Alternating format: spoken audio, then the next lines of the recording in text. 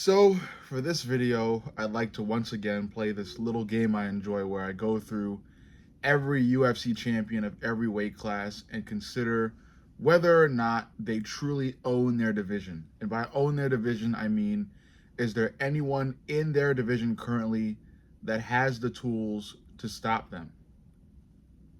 So, when I say a champion owns their division, I'm saying that there's no one that can currently stop them in their division. Uh, let's get right into it. So beginning with the first weight class, I'm gonna go from light to heavy. So we'll start off with flyweight. The current champ at flyweight is Alexandre Pantoja. And before considering or like taking a look at Manil Kape or Kai Kara France, I considered Alexandre Pantoja a true owner of his division. But after further thought, Alexandre Pantoja cannot really truly own his division until he gets past Kai Kara. And I may consider him being the owner of his division after that, because if he can get past the incredible power of Kai Kara France, he should be able to get past Manil Kape. Manil Kape's a great striker, but Alexandre Pantoja's Alexandre what? Oh fuck! Alexandre Pantoja's chin is one of the best chins in the UFC. So if he can get past Kai Kara France, he should be able to get past Manil Kape. Especially given his style, which is just eat punches, walk forward, and lay on his opponent for 5 rounds, and then just win the fight via ground control time, and maybe a little surplus of connected punches over his opponent. So I think until Alexandre Pantoja can get past Kai Kara France, I can't consider him to be the owner of his division. That being said, I do believe he is well on his way to becoming the flyweight GOAT. I know DJ has done a lot, but Pantoja is racking up wins. He's dominant, and after passing Kai Kara France, he is looking to be dominant for another handful of years. So yeah, after Kai Kara France, I would consider Pantoja the owner of his division. Next up, Belal Bully B Muhammad. Is he the owner of his division currently? No. I think there's one final test for him. That would be Shavkat. I do have Belal beating JDM just because of the disparity in ground game skill between Belal and JDM. So I do have Belal just pretty much ragdolling JDM on the ground and not doing the same mistakes that Gilbert Burns did. So I think Belal just has to get past Shavkat. Shavkat is gifted. His striking isn't as good as Belal's, but his ground game is just as good as Belal's or better. So Belal just has to get past him, and I think after that, Belal truly does own the welterweight division. I think Belal has everybody else's number, especially given how well-rounded he is on the feet and on the ground. So he just has to get past Shavkat, which I do believe he will do. So, yeah, after getting past Shavkat, Belal will own his division. Uh, and I did this wrong because I went right to welterweight. But after flyweight comes bantamweight. So the bantamweight champ is Merab Dvalishvili. Does Merab own his division? I would say no. And I would say no because he has to fight Sean O'Malley. And after he gets past Sugar Sean the second time, then he does. But, I mean, look, as I've said time and time again, Merab's cardio is, I think, the best that anyone's ever seen in the fight game. He has this level of cardio that allows him to drown anybody he fights against. I think he even will be able to drown O'Malley if he's able to bring O'Malley to rounds 3, 4, and 5. The only thing that kind of disrupts that is the fact that O'Malley found a really good weapon at the end of their first fight, and that is the teep kick. The teep kick for O'Malley was sharp, it was spear-like, and it really fucking hurt Merab. So much so that Merab had blatant reactions. He was wincing, grabbing his abdomen, looking confused. Literally rewind the final round between Merab and Sugar Sean O'Malley at UFC Noche, and you will see what I'm talking about. O'Malley had Merab in deep trouble in that final round, and Merab was lucky to survive that final round.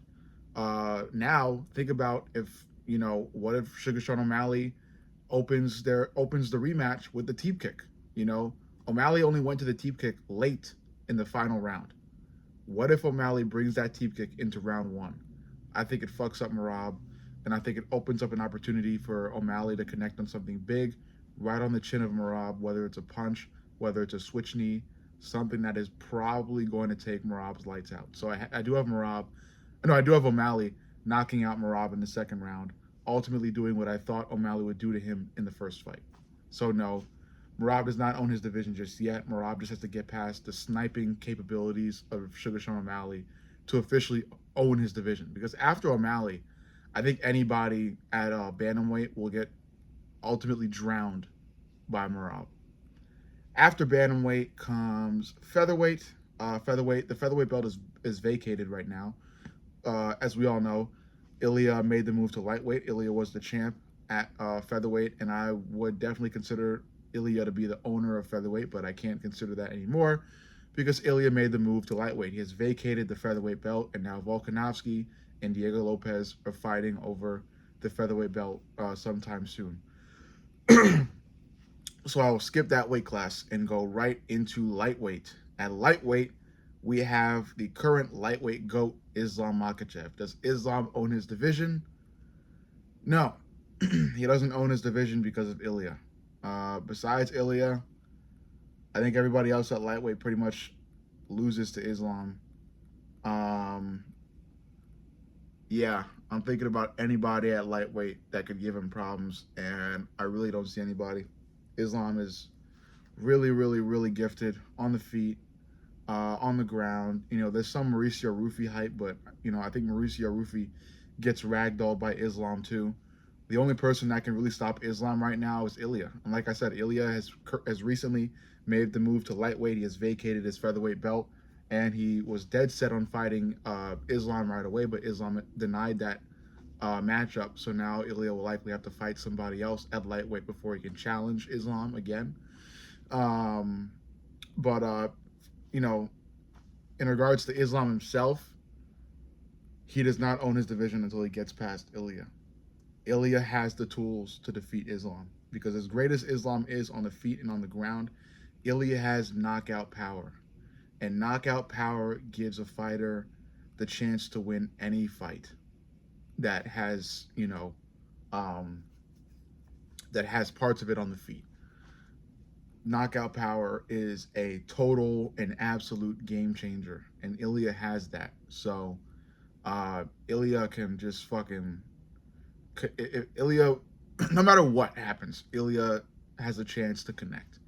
And if he connects clean more than 3 or 4 times, as I've said with anybody else, the person that is being connected on by Ilya more than 3 or 4 times is going to sleep, probably after the next connected punch, or they're just going to end up quitting at some point.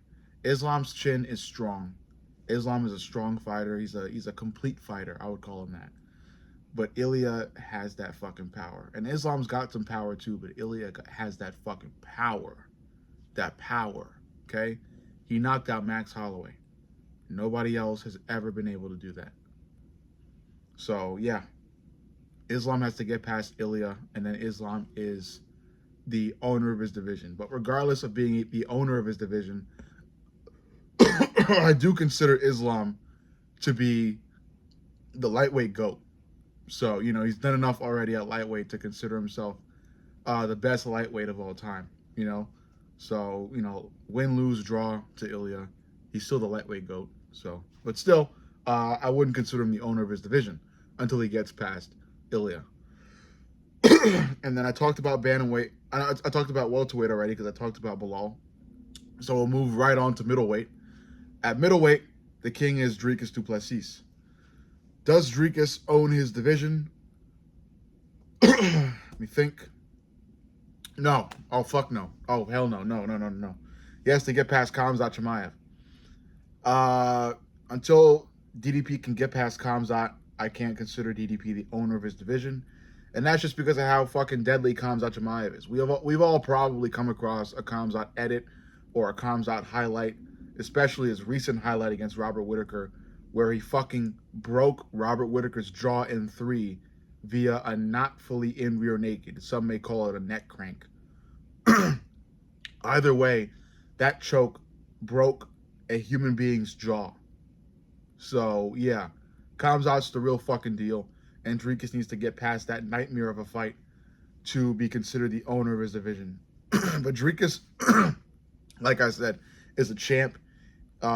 He is very fucking strong-willed as well, and that's why I even have Dricus winning against Khamzat Chimaev. So if Dricus is able to get past Khamzat, he owns his division. Next up is Magomed Ankalaev. I don't think I've said anybody really owns their division. And I made the last video I made, I said I think I had most of the champs owning their division. So weird. But I would have said Ilya owned his division. But like I said, he made the move to lightweight, so he's not at featherweight anymore. So yeah. But on to light heavyweight. Magomed Ankalaev, who just recently beat Alex Poatan Pereira. Does he own his division? This one's a tough one because on one side of it, I would say yes, because he presented clear tools that he can use once again to beat Alex Poatan Pereira.